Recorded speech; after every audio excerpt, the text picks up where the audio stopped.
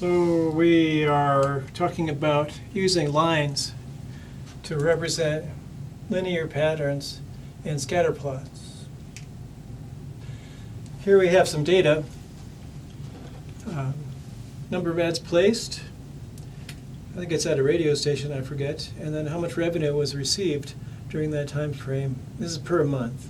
It's like January, February, March, and so on. How many ads they had and how much revenue they took in.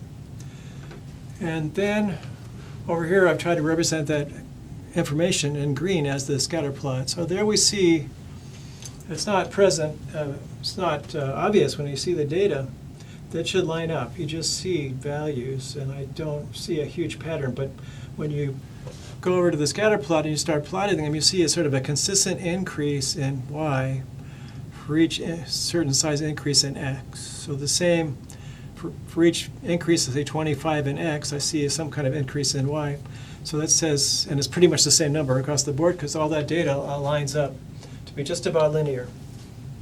And so what I did is I just drew by eye a line that I think fits the data, and then I read off the coordinates to the best of my ability.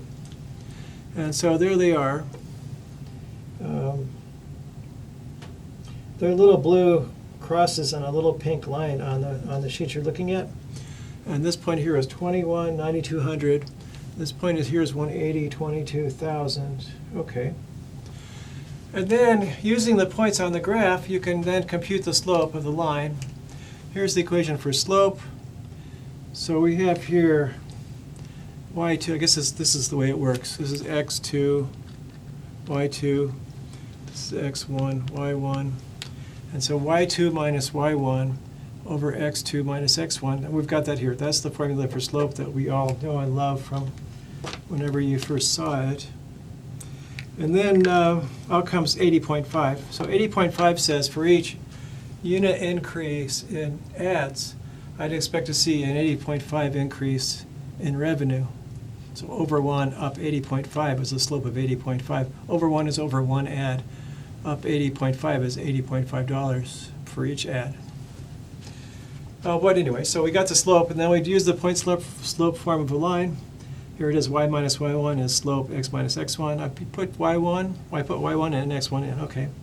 So y minus 9,200 is 80 times x minus 21. Simplify that, got y equals 80.5x plus 75.09.5. And we want to talk about the slope and intercept. Here's the slope. We said that a minute ago. The slope is the increase in revenue for each unit increase in ads. That's one way to interpret slope. It's a popular way to use it when you're looking at regression lines because you think about increasing x1 unit, how much do I get back in y? If you want to know something else, like for each $100 increase, each 100 ads, 100 ads, so here, how much is that? That'd be 100 times 80, it'd be an $8,000 increase. So that's a $10,000 increase. 8 is like this, so it almost makes sense.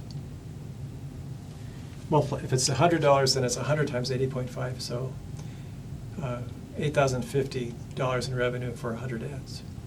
And then I've got the intercept back here. Sometimes the intercept is of no use. The intercept is where the line crosses the y-axis if the y-axis is located above 0 on the x-axis. And that would be the anticipated revenue if you gave 0 ads. Now, that might not be realistic in many cases to extrapolate back to 0. If you have no ads at all, eventually you probably get no revenue. Right away, you would think. No ads, probably very little revenue, because if you're not advertising, why would anyone even come to see you? Well, they might just know you're there, I guess. It's possible. Seems unlikely, so possibly that's not a meaningful number. Sometimes it is, sometimes it isn't. Sometimes 0 is so far away from the values you're using for x. Extrapolating back makes no sense. Here it's not that far away, so maybe it does. And then we want to talk about residuals. Why are we talking about all this stuff? Well, when we do regression lines, we'll get a formula for the line using the data. We'll be doing that in a minute. And then we'll want to interpret the slope and intercept, not just from drawing it by hand, by drawing it from some procedure that gives you actually theoretically the best line. And then we're wondering about how far away from the line the data is, that's what the residual is. So the residual for each data point is this vertical distance here from the line to the point. So it's positive for the points above the line and negative for the points below the line. We're using the point 135, oh, this one here. Yeah, that one there. We're going to use the point 135.19.722. We're going to compute that vertical distance. We get the vertical distance here by taking the observed y, so this height, and subtracting off the point that would have been on the line. So this directed distance, which is positive if you're above the line, and negative if you're below the line, these would be residuals.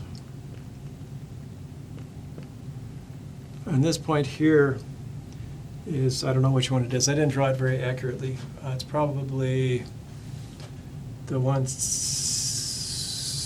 something like close to 200 with maybe 2100, maybe this one. 195, 21,100 maybe, if that's where that ended up. In those kinds of values, that's a low level. So it might be okay. Maybe I didn't draw it very well. But whatever that distance is, if I plotted the point right, this doesn't look like 195. Well, I did my best. So observed minus predicted, observed y minus predicted y. If the observed y is less than the predicted y, you get a negative answer. And here, the residual is positive. So if you're below the line, negative, if you're above the line, positive. So we expect a positive answer for this one, because I don't think I screwed that one up. This one might be closer to the line than I drew it. That's life. So observed y minus predicted y. So we get the predicted y by putting the value for x into the equation. Here's the equation here. So I'm going to put 135 there into the equation, multiply this by that, add 7905, we get this. So that's the predicted y. We put a hat on top of y, indicating it's predicted. That's just the notation for a predicted value, y hat. Y by itself usually is a data value. A y hat is a predicted value. So this x has two y's that go with it. The 19722 and the predicted value, which is 18377. One's on the line, one's the actual data point. And then we get the residual by taking the observed value, observed, minus the predicted value to get the residual.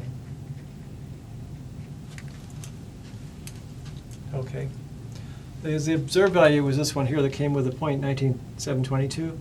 The predicted value we got by putting x 135 equal to in the equation, and subtract observed minus predicted gives residual.